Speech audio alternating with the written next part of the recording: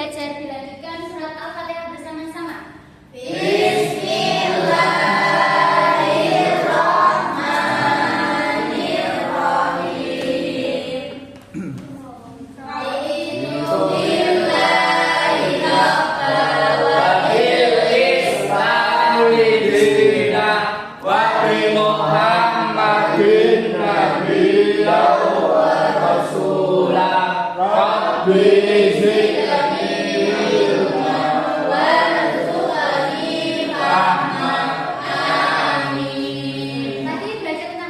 Merenungkan kekuasaan Allah dan menggapai rahmatnya.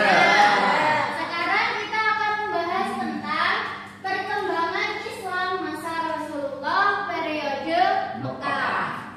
Sebelumnya, tujuan pembelajaran pada pagi hari ini adalah yang pertama, peserta didik mampu menganalisis kebudayaan masyarakat Mekah sebelum Islam.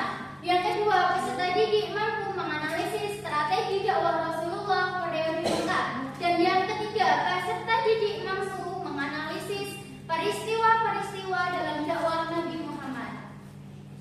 Oke. Tantangan Nabi Muhammad berdakwah itu apa aja? Banyak. Apa aja, Mbak Sofi? Masyarakatnya. Ya, strateginya, terus ya, dilempari batu, terus difitnah juga bisa ya. Oke. Pada zaman dahulu, pada zaman itu disebut dengan zaman jahiliyah. Bahwa zaman jahiliyah itu ada dua periode. Yang pertama itu jahiliyah periode pertama, yaitu meliputi masa yang sangat panjang, tetapi tidak banyak yang bisa diketahui hal ihwalnya dan sudah lenyap sebagian masyarakat penduduknya. Namun yang kita kenal sampai sekarang ini disebut dengan jahiliyah periode kedua. Jahiliyah bukan berarti bodoh, tetapi bangsa Arab tidak meyakini kebenaran yang diajarkan Nabi Muhammad. Selanjutnya ada kebiasaan negatif dan kebiasaan positif bangsa Arab sebelum Islam. Yang pertama ada kebiasaan negatif bangsa masyarakat Arab pra-Islam. Yang pertama itu menyembah berhala. Menyembah berhala biasanya setiap kabilah mempunyai masing-masing berhala yang dimana mayoritas penduduk Arab di sana banyak yang menyembah berhala. Berhala yang paling dikenal apa aja? Dan masih banyak yang lain. Terus selain menyembah berhala, ada berjudi, mabuk-mabukan, perbudakan, dan yang paling parah lagi, membunuh anak perempuan. Dengan cara apa? Dengan cara mengubur hidup-hidup bayi perempuan. Ya, karena apa? Karena mereka itu menganggap bahwa perempuan itu lemah dan tidak bisa menjunjung tinggi derajat keluarga. Terus yang kedua ada kebiasaan positif masyarakat. Yang pertama, tradisi keilmuan. Keilmuan ini berkembang dari keilmuan astronomi, ilmu geografi, ilmu ras bintang, dan yang lain-lain. Terus yang kedua itu berdagang. Berdagang itu mempunyai dua jalur, jalur panas dan jalur dingin. Yang pertama itu jalur dingin, di mana? Berdagang di jalur dingin di mana? Di Yaman. Dan yang kedua jalur panas. Di mana jalur panas itu, Mbak?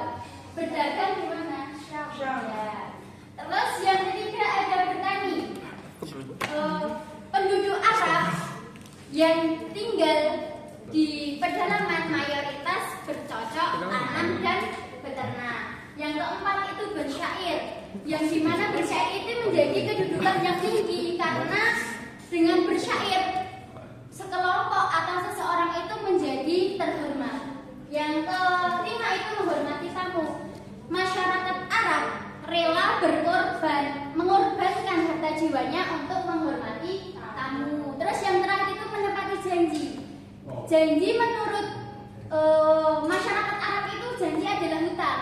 Jika kalau tidak menepati janji itu akan menjadi aib di keluarganya. Terus yang selanjutnya itu ada strategi dakwah Rasulullah. Yang pertama itu dakwah sembunyi-sembunyi. Coba Mbak Mutiara dibaca. Dia memulai dakwah kepada keluarga dan karib kerabatnya. Dia mengetahui bahwa orang Quraisy sangat terikat, fanatik dan kuat mempertaruhkan kepercayaan jahiliyah. Dakwah secara sembunyi-sembunyi berlangsung selama 3 sampai 4 tahun. Ya, benar sekali. Yang kedua itu dakwah terang-terangan. 3 tahun lamanya Rasulullah berdakwah secara sembunyi-sembunyi di rumah siapa?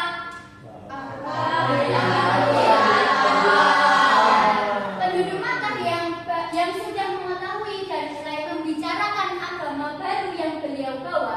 Mereka menganggap bahwa agama itu sangat bertentangan dengan agama mereka, nenek moyang mereka, dan pada waktu itu turunlah wahyu yang memerintahkan kepada beliau untuk melakukan dakwah secara terbuka. Yang itu apa? Surat yang diturunkan itu surat apa?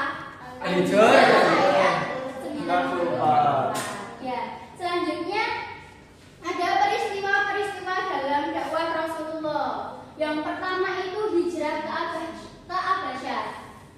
Nabi mengutus sebagian sahabat Nabi untuk berhijrah ke Habasyah. Untuk apa? Untuk Islam yang untuk menyelamatkan umat Islam dari penindasan yang dilakukan oleh kaum kafir Quraisy. Terus yang kedua itu ada Amr Huzni. Apa itu Amr Huzni?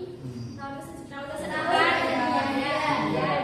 Tahun kesedihan ini di mana pada tahun 10 kenabian Rasulullah, Nabi itu ditinggal 2 orang yang tercinta dalam 1 tahun. Yang pertama itu siapa?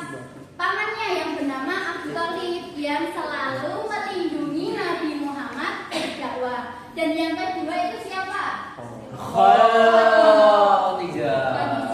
istri tercinta beliau yang selalu mendukung Nabi Muhammad untuk berdakwah. Terus yang ketiga itu Isra Mi'raj. Ya, siapa yang tahu Isra Mi'raj itu apa? Apa Mas Wildan? Isra Mi'raj itu Isra Mi'raj apa? Ya, berjalan dan naik ke langit ke-7. ya. Lagi ada lagi? Ada enggak Ya, ya, Isra Mi'raj itu adalah perjalanan Nabi dari Masjidil Haram ke Masjidil Aqsa. lalu naik ke langit sampai ke Sidratul Muntaha. Nah, di peristiwa Isra Mi'raj ini Nabi diperintahkan untuk apa? Salat 5 waktu. Oke, yang keempat peristiwanya ada hijrah ke Yatsrib. Ya, untuk menyelamatkan umat Islam dari penindasan, dan di sana Nabi Muhammad mendirikan masyarakat Islam yang kokoh dan menciptakan kerukunan melalui piagam Madinah. Ya, sampai sini paham? Paham. Kemudian Ibu membagi 3 kelompok, nanti berdiskusi. Ya. Nanti kelompok 1 dari Mbak Nisa sampai Mbak Najwa, Mbak Naya sampai Mbak Nanda, dan sisanya kelompok 3.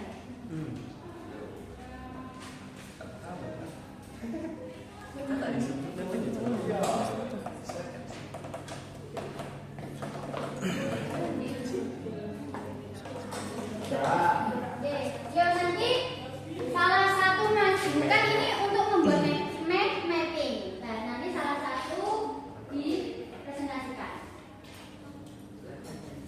Dimulai dari sekarang ya.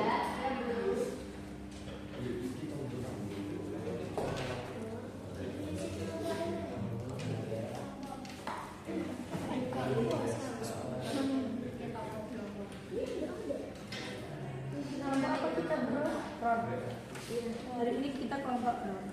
Iya. Treble. program dari nomor. Oke.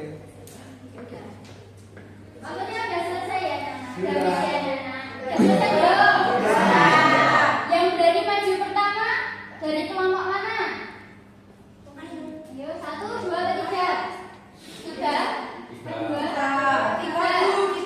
Kelompok 3? Yuk, dilihatkan dulu kepada teman-temannya. Naik-naiknya gimana? Berdiri.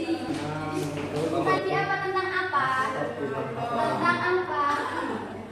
Peristiwa dalam Dalam dakwah Nabi Muhammad. Ya. 1. Hijrah ke Abasyah. 2. Amul Busti. 3. Isra Mi'raj. 4. Hijrah di Yasrib. Ya, selesai. Yeay. Sekarang kelompok berapa? Kelompok 2 atau kelompok 1? Coba ditunjukkan pada teman-temannya hasil dari diskusi. Langsung. Ayo, sekarang dipresentasikan. Tentang apa?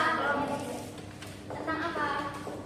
Tema kelompok 2 itu strategi dakwah Nabi.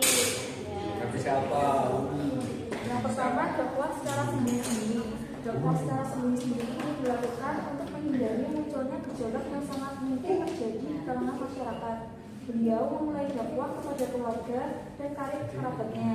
Terus Nabi Muhammad ini juga mengetahui bahwa orang Quraisy sangat terikat, fanatik, dan kuat mempertahankan kepercayaan jahiliyahnya.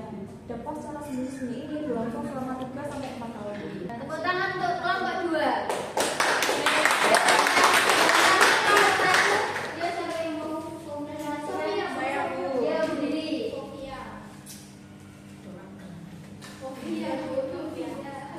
Ditunjukkan pada teman-temannya main-mainnya. Ini hasil kami.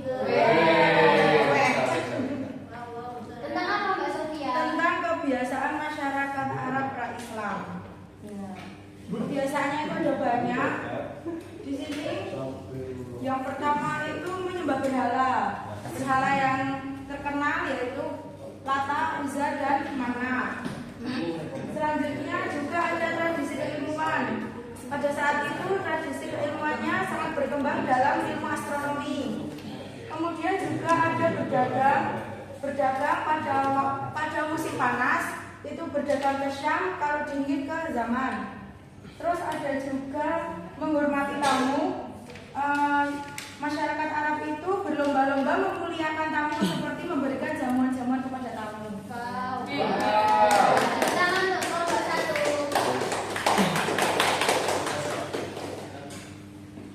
Mungkin ini saja yang bisa Ibu sampaikan. Mungkin ada salah satu yang bisa menyampaikan kesimpulan. Ayah. Ya, Mbak Sofia, Masya Allah. Kesimpulannya kita belajar tentang kebudayaan masyarakat Mekah sebelum Islam. Itu ada banyak yang sudah saya jelaskan tadi seperti berkembangnya tradisi keilmuan, berdagang, bertani, bersyair, menghormati tamu. Kemudian juga belajar tentang substansi dan strategi dakwah Rasulullah periode Mekah. Yang pertama ada dakwah secara sembunyi-sembunyi, yang kedua ada dakwah secara terang-terangan. Juga belajar tentang peristiwa-peristiwa penting dalam dakwah Rasulullah periode Mekah. Terima kasih Mbak Sofi, tepuk tangan. Oke, dari materi pembelajaran hari ini, apakah anak-anak sudah paham? Sudah. Mungkin ini saja yang bisa Ibu sampaikan. Pertemuan besok kita akan membahas perkembangan Islam masa Rasulullah periode Madinah. Sebelum Ibu tutup, tadi yang berani maju nanti maju dikasih. Yuk, yang tadi maju salah satu.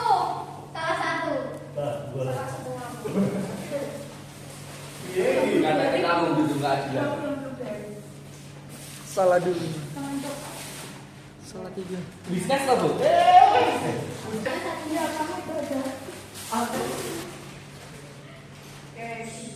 Oke, sebelum Ibu tutup, Ibu kasih motivasi sedikit.